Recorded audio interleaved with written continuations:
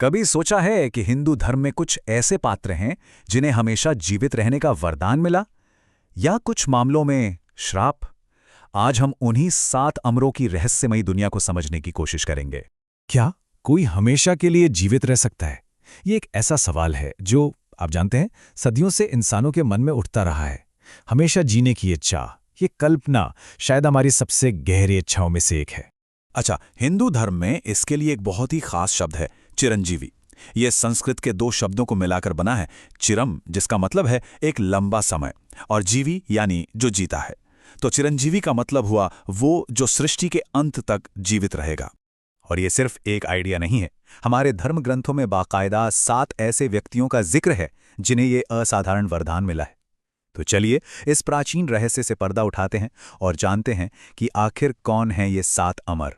इन 7 के नाम एक बहुत ही पुराने श्लोक में एक साथ मिलते हैं जो कुछ इस तरह हैं: अश्वत्थामा, बलिर्व्यासो, हनुमांश्च विभीषणः, कृपा परशुरामश्च सप्तेते चिरंजीविनः। सदियों से यही वो श्लोक है जो हमें इन अमरों के बारे में बताता है। तो इस श्लोक के हिसाब से ये हैं वो 7 चिरंजीवी: अश्वत्थामा, राजा महाबली, वेदव्यास, हनुमान, विभीषण, कृपाचार्य और भगवान परशुराम। इस लिस्ट में योद्धा भी हैं, ऋषि भी, भक्त भी और राजा भी, और हर नाम के पीछे अमरता की एक बिल्कुल अलग, एक अनोखी कहानी है।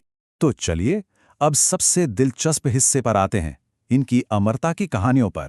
क्योंकि देखिए, बात यह है कि हर किसी को अमरता एक जैसी नहीं मिली।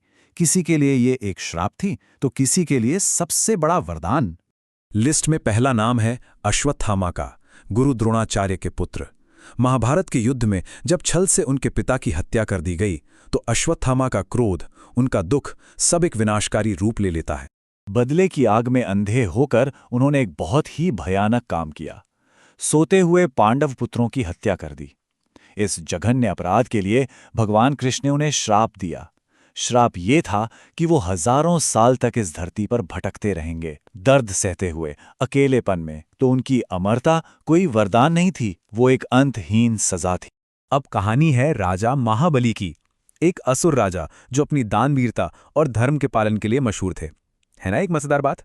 हुआ ये कि जब उन्होंने अपनी शक्ति से तीनों लोकों पर अधिकार कर लिया, तो भगवान विष्णु ने वामन अवतार लिया, एक छोटे ब्राह्मण का। उन्होंने महाबली से सिर्फ 3 पग जमीन मांगी। महाबली अपने वचन के पक्के थे, उन्होंने हाँ कर दी। लेकिन फिर वामन ने अपना विराट रूप दिखाया और 2 ही पग में धरती आकाश सब नाप लिया। जब तीसरे पग के लिए कोई जगह नहीं बची, तो महाबली ने बिना एक पल सोचे अपना सिर आगे कर दिया। उनकी इस निस्वार्थता को देखकर भगवान विष्णु बहुत प्रसन्न हुए और उन्हें अमरता के साथ पाताल लोक का राज्य दे दिया। और हाँ, ये वरदान भी दिया कि वो हर साल ओणम पर अपनी प्रजा से मिलने धरती पर आ सकते हैं। अब बात करते हैं ज्ञान के महासागर महर्षि वेदव्यास की। वो पराशर ऋषि और सत्यवती के पुत्र थे। माना जाता है कि उन्होंने ही हमारे सबसे बड़े ज्ञान के खजाने यानी वेदों को व्यवस्थित किया और महाभारत जैसे महान ग्रंथ की रचना की। उन्हें भगवान विष्णु का ही एक अंश माना जाता है, और यही उनकी अमरता का असल उद्देश्य है, युगों युगों तक ज्ञान और धर्म को बचाए रखना। कहते हैं कि वो आज भी हिमालय में कहीं तपस्या में लीन है और कलयुग के अंत में मानवता का मार्गदर्शन करने के लिए फिर से प्रकट होंगे।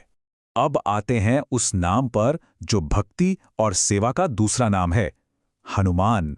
भगवान राम के लिए उनकी जो श्रद्धा और प्रेम था, उसकी कोई मिसाल नहीं है।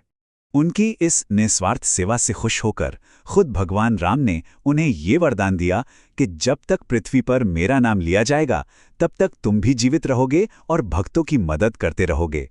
इसलिए हनुमान जी की अमरता उनकी भक्ति का सबसे बड़ा पुरस्कार है। और यही वजह है कि आज भी लोग मानते हैं कि जहां भी राम कथा होती है, हनुमान वहां अदृश्य रूप में जरूर मौजूद रहते हैं। इस लिस्ट में अगला नाम है विभीषण का, जो रावण के छोटे भाई थे। ये कहानी है 2 भाइयों की जिन्होंने 2 बिल्कुल अलग रास्ते चुने। जहां रावण ने घमंड और अधर्म का रास्ता चुना, वहीं विभीषण ने धर्म का साथ देने के लिए अपने ही परिवार के खिलाफ जाने की हिम्मत दिखाई। उन्होंने भगवान राम का पक्ष लिया और इसी धर्म के रास्ते पर चलने के इनाम में उन्हें अमरता का वरदान मिला। अब बात करते हैं कृपाचार्य की, हस्तिनापुर के कुलगुरु। वो ज्ञान और निष्पक्षता की मिसाल थे।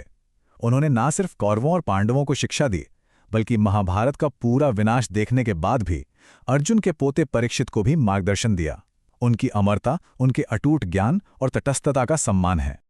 और हमारी सूची के 7वें और आखिरी चिरंजीवी हैं भगवान परशुराम, जो विष्णु के छठे अवतार थे। हाथ में फरसा लिए उनका एक ही लक्ष्य था, पृथ्वी को अत्याचारी क्षत्रिय राजाओं से मुक्त कराना। तो हमने इन सातों की कहानियां जान ली, पर एक सवाल तो मन में उठता है कि इनकी अमरता का आखिर मकसद क्या है? ये आज भी क्यों मौजूद हैं? दरअसल इन सभी का होना एक बहुत गहरे उद्देश्य से जुड़ा है, धर्म की रक्षा करना। जब जब मानवता को मार्गदर्शन की जरूरत पड़ती है, ये मौजूद रहते हैं। इनकी कहानियां हमें हमारे कर्मों और उनके अच्छे बुरे नतीजों की याद दिलाती हैं, और शायद इनका काम अभी खत्म नहीं हुआ है। जैसे माना जाता है कि परशुराम भगवान विष्णु के आखिरी अवतार कल्कि को युद्ध की शिक्षा देंगे। तो आखिर में इन चिरंजीवियों की विरासत क्या है? ये सिर्फ कुछ पौराणिक कहानियों के पात्र नहीं हैं, बल्कि ये कुछ बहुत गहरी सच्चाई के प्रतीक हैं। अगर हम इन सारी कहानियों को एक साथ देखें तो एक बात बिल्कुल साफ हो जाती है: सच्चा धर्म, निस्वार्थ भक्ति और गहरा ज्ञान, ये चीजें कभी नहीं मरती। ये शाश्वत हैं, इटर्नल हैं। शरीर तो एक दिन खत्म हो जाता है, लेकिन यही वो गुण है जो किसी को असल में अमर बनाते।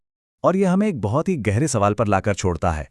अगर ये अमर आज भी हमारे बीच मौजूद हैं, जैसा कि कई लोग मानते हैं, तो आज के इस दौर के लिए उनका संदेश क्या हो सकता है? जरा सोचिएगा।